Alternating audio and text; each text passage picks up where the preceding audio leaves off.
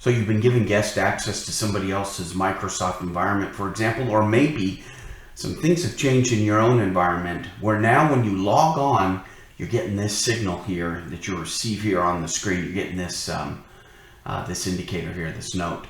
So what do? Today we're going to go through, this should be a very brief video on what they are asking for and why they're asking for more information. So stay tuned, we're going to jump right to it.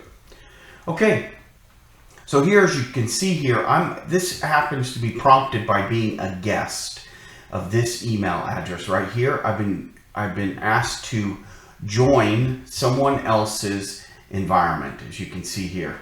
Okay, and I'm being prompted for some additional information.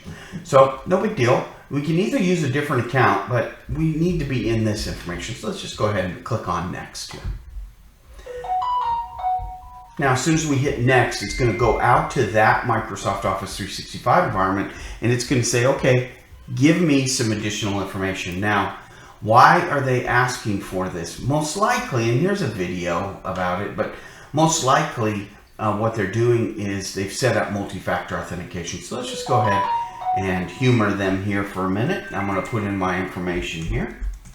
Okay. And then I'm going to say, send me a code by text message. So I'm going to use that as a text message. I could have them call me, but texting is easier. I'm going to hit next.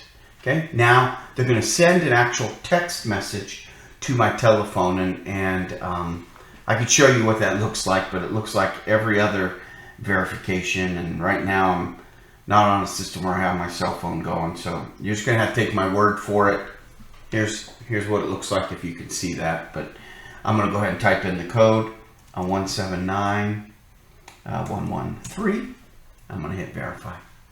Now what that's done is it's going ahead and it's going to verify my multi-factor authentication. Although I'm a guest in this environment requires me to have multi-factor authentication, and it's great. Verification's done. Now when I hit done, I'm going to automatically be entered in to this environment. Now I could continue with the Teams discussion, but this is just going to be a brief video here. This is now, I would just say, either use the app. Usually I just use the web app and I continue on. So next time I sign into this environment as a guest, I'm going to be prompted again for that multi-factor authentication. So just make sure that you have the same phone with you. It's going to send a text message to that phone and you should be good to go.